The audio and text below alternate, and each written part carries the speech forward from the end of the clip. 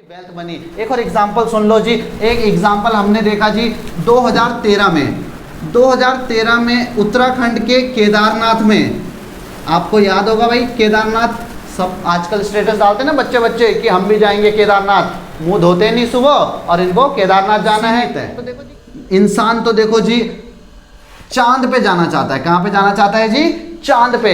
अब यहाँ धरती पे तो रहा नहीं जा रहा, कोरोना से बच नहीं पा रहे और इनको चांद पे जाना है, वहां पे जाके रहना है, वहां पे ये पानी ढूंढ रहे हैं। बट वही ना, ह्यूमन वांट्स, क्यों जरूरत पड़ रही है हमें बेफालतू में? यहाँ धरती में आराम से नहीं रह पा रहे हम। ह्यूमन वांट्स हमें कहाँ ले जाती हैं जी? अनलिमिटेड चीजों पे होती हैं। मैं आपको एक लॉ बताता हूँ यहाँ पे एग्जाम्पल के तौर पे। एक लॉ है इकोनॉमिक्स का, इस बुक में law of demand. Law of demand देखो जी, ये लॉ ना बाद में बने हैं, चीजें पहले हुई हैं, लॉ बाद में बना है। अब देखो एप्पल पहले गिरा था ना, लॉ तो बाद में बना है ग्रेविटी वाला।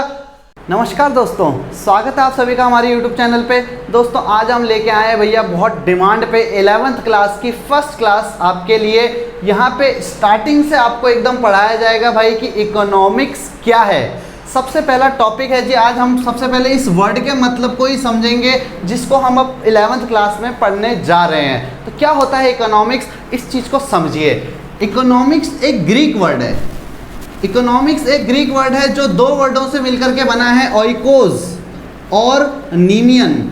ये दो इकोनॉमिक्स के ग्रीक के वर्ड हैं जिनसे मिलकर के बना है एक वर्ड हमारा इकोनॉमिक्स। यहाँ पे ओइकोस का मतलब होता है हाउस, दूसरी तरफ नीमियन का मतलब होता है मैनेजमेंट, यानी हाउस को मैनेज करना, घर को मैनेज करना इकोनॉमिक्स कहलाता है। देखो जी बहुत ही सिंपल सा सब्जेक्ट है ये, अपनी डे टू डे लाइफ से जुड़ा हुआ सब्जेक्ट है। अगर चाहे कोई भी बच्चा हो, आर्ट्स का स्टूडेंट हो, कॉमर्स का स्टूडेंट हो या साइंस का स्टूडेंट हो, भैया मैं तो कहता हूँ इकोनॉमिक्स हर किसी के सिलेबस में होना चाहिए भाई एज अ सब्जेक्ट। क्यों? क्योंकि ये एक हमारी लाइफ से जुड़ा हुआ सब्जेक्ट है, एक प्रैक्टिकल सब्जेक्ट है जो हम अपनी डे टू डे लाइफ में यूज करते हैं। तो भैया इकोनॉमिक्स की जो शुरुआत है ये कहाँ से हुई, क्या हुई, इस सब चीज़ों को हम इस वीडियो में समझेंगे। हमने इस वर्ड का मतलब समझा जी, दो वर्डों से मिलकर के बना है, ओइकोस और नीमियन। ओइकोस का मतलब है यहाँ पे हाउस एंड नीमियन का मतलब है मैनेजमेंट, यानी घर को मैनेज करना। किस तरह से घर को मैनेज किया जाता है? क्योंकि भैया हमारे पास जो रिसोर्सेज हैं वो लिमिटेड है इकोनॉमी में, तो घर को मैनेज करना हो, एक नेशन को मैनेज करना हो या एक इंडिविजुअल पर्सन को अपने आप को मैनेज करना हो, उन सब चीज़ों को हम पढ़ेंगे भैया इकोनॉमिक्स में। तो एकदम बेसिक से आपको स्टार्टिंग करवाएंगे। तो सबसे पहले आज चलते हैं जी, आपका ये जो वर्ड इकोनॉमिक्स है ये वर्ड कहाँ से डिराइव हुआ ये हमने देख लिया। इस वर्ड को हमारे सामने कौन लेके आया उसके बारे में आपको बता देता हूं। इसकी जो शुरुआत होती है भैया, इस वर्ड की जो शुरुआत करी ये एक पर्सन है हमारे एडम स्मिथ। भैया इन भाई साहब की वजह से हमें ये बुक पढ़नी पड़ती है जी, एडम स्मिथ। ऐसा क्या किया जी एडम स्मिथ ने? एडम स्मिथ ने अपनी एक बुक लिखी। एडम स्मिथ ने अपनी एक बुक लिखी। कब लिखी जी ये बुक? 1776 में। 1776 में एडम स्मिथ भाई ने एक बुक लिखी। इस बुक का नाम क्या है जी? पेपर में आपसे 1 मार्क्स में क्वेश्चन पूछेगा कि इस बुक का नाम क्या है। इस बुक का नाम सुन लो जी, an inquiry into the nature and causes of wealth of nation. अब आप बोलोगे भैया आपने तो पूरी बुक यहीं पे लिख डाली, इतनी बड़ी बुक का नाम कौन सा होता है भैया? तो देखो जी बुक के ऊपर जो टाइटल मिलता है वो तो मिलता है सिर्फ वेल्थ ऑफ नेशन, बट अगर आपको एक नंबर चाहिए तो एडम स्मिथ की बुक का नाम याद करना पड़ेगा जो है an inquiry into the nature and causes of wealth of nation, जो लिखी गई थी भैया 1776 में। इस बुक में भैया एडम स्मिथ ने इकोनॉमिक्स का एक बार जिक्र किया और यहाँ पे इकोनॉमिक्स की एक डेफिनेशन दे डाली।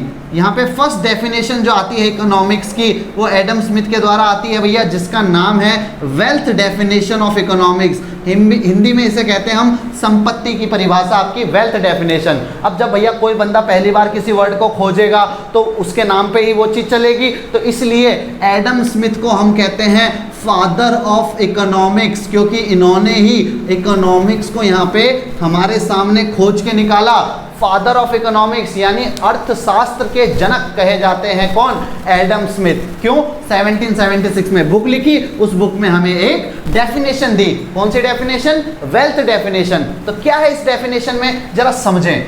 डेफिनेशन मैं आपके सामने लिख देता हूं जी।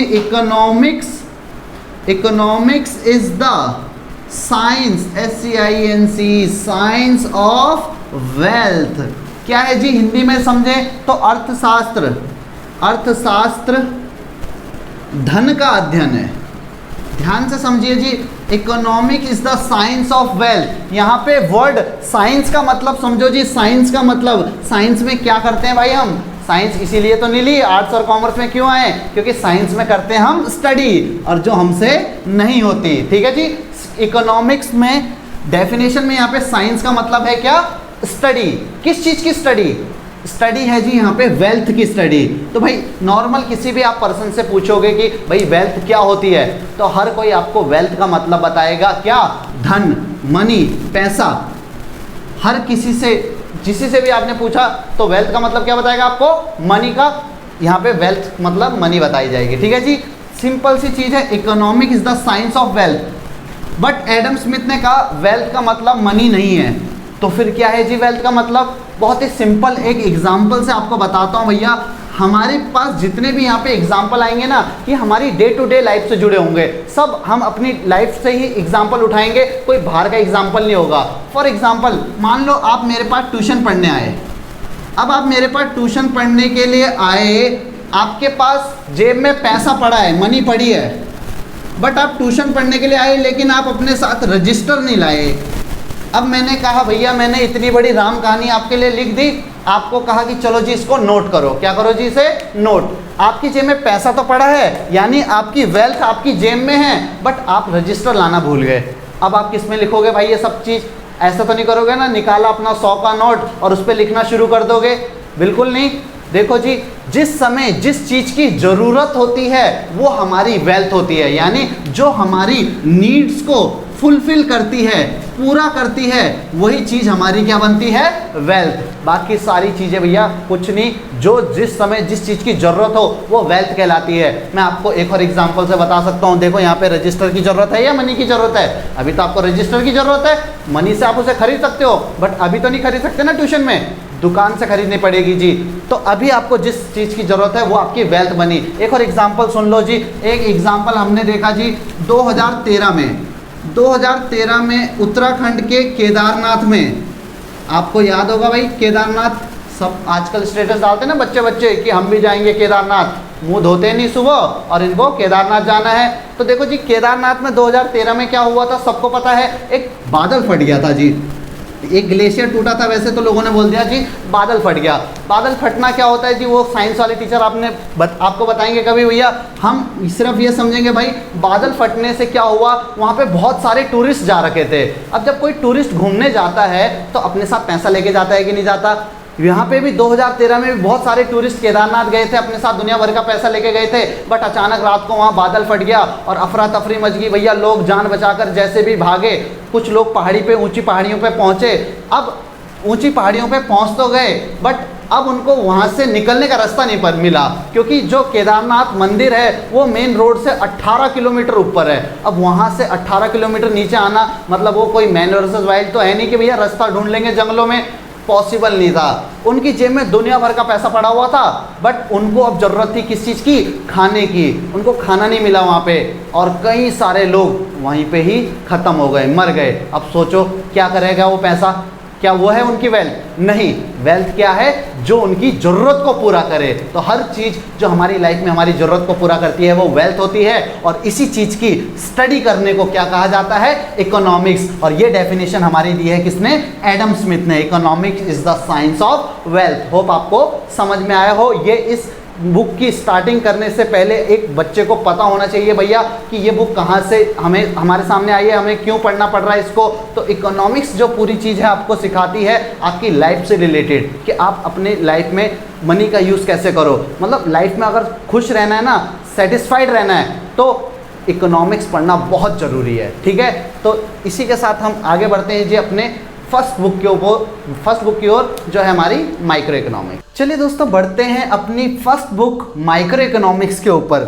चलिए जी माइक्रो इकोनॉमिक्स को समझें कि क्या पढ़ने वाले हम इस माइक्रो इकोनॉमिक्स में। देखो जी सबसे पहले इस वर्ड को समझो, माइक्रो को। माइक्रो जो वर्ड है ये भी एक ग्रीक वर्ड है, ग्रीक वर्ड हमारा माइक्रो, यहाँ पे माइक्रो सेम वही चीज़ है, बस के और सी का फर्क है। बस आपको यहाँ पे माइक्रो का मतलब समझना है। क्या होता है माइक्रो का मतलब है जी स्मॉल, यानी जब हम किसी भी चीज की स्टडी करते हैं किस लेवल पे, स्मॉल लेवल पे, तो वो बन जाता है हमारा माइक्रो इकोनॉमिक्स की स्टडी का पार्ट। क्लियर? तो माइक्रो इकोनॉमिक्स में हम बेसिकली चीजें करते हैं स्मॉल लेवल पे स्टडी। तो देखो जी, ये बुक स्टार्ट करने से पहले मैं आपको कुछ बेसिक कॉन्सेप्ट बताना चाहता हूं। अगर आपको ये बेसिक कॉन्सेप्ट समझ में आ जाए ना, तो ये पूरी बुक आपको इजीली समझ में आ जाएगी। तो भैया ध्यान से सुन लीजिए, मेरे बनाए हुए ये बेसिक कॉन्सेप्ट कौन कौन से हैं। ठीक है जी, सबसे पहला बेसिक कॉन्सेप्ट समझो जी।